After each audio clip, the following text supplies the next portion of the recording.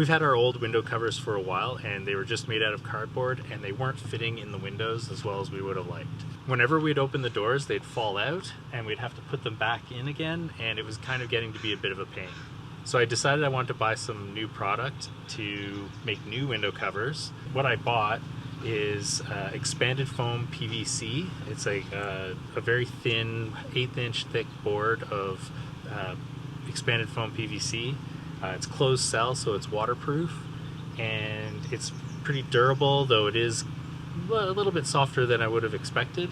But I think it'll be really good for our window covers, and we'll be able to put a shiny part on one side and just a black part on the other, and we'll be able to get it to fit in really nicely. And the first thing I'm going to do is I'm going to take this paper that I got from Spanish class.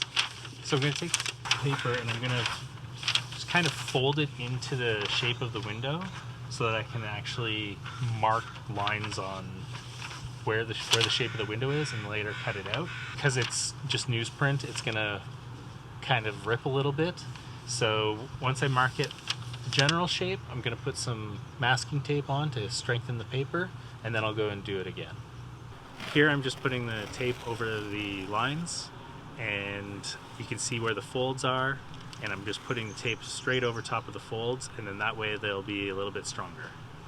Now that I have the tape on the paper on where the general lines are for the window, I'm going to put it back in place, refold it, and I'm going to probably use a little bit of masking tape on the back to hold it into place so that I can then push it down nicely and tight into the different sides. Getting a tight fit is really important because we want to make sure that the cover stays in place. There's also I kind of want the final board to go a little bit behind this lip and probably a little bit inside this groove down here in the bottom where the window meets the door, because that way it'll stay in a little bit better.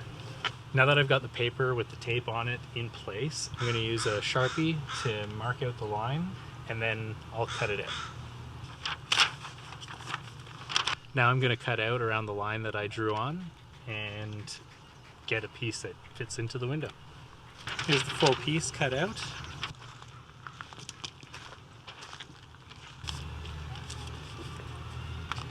Alright, that's pretty good. Fits a little bit behind this rubber part here.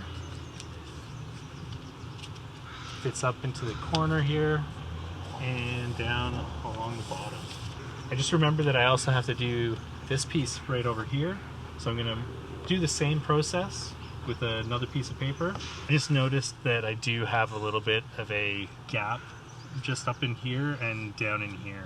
So I'm going to try and actually just use a little bit of tape to extend this out and get the right shape, and then that way it'll be less work afterwards if we get the cut right in the first place. Now we have the shapes cut out for the front side windows and the back third row seat side windows, and the next step is to cut them out of the foam board. Just before we went to Costa Rica, I looked for a place online where I could get some PVC foam board, and I found a place relatively local in the greater Vancouver area, and I talked to them and they suggested that the best thing would be this expanded foam PVC. It's waterproof, it's really easy to cut. This piece is about 1/8 of an inch thick and it fits in the windows really well.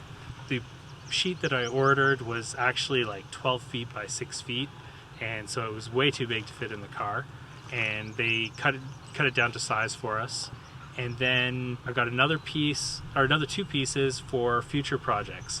One of those might be the windshield, and another one might be the back wall that we put up between our kitchen and our bedroom. Now we have the shapes for the back side windows, the third row seat, and the front side windows, and the next step is to cut them out of the foam board. Just using an X-Acto blade, just tracing around the paper. So it takes just a few passes with the X-Acto knife to cut it. I might even try using a hot X-Acto knife because I have that with my soldering iron. Cut out the shape, check to make sure that it fit. Always remember to put a tab to pull it out before you put it up, because otherwise it becomes really hard to take out.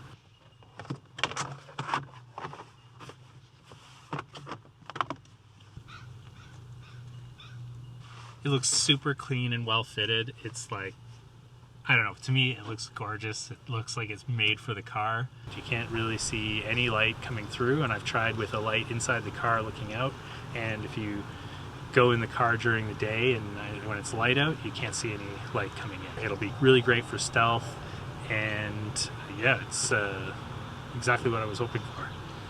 If you enjoyed this video, please give it a like and subscribe to our channel for more unconventional travel ideas.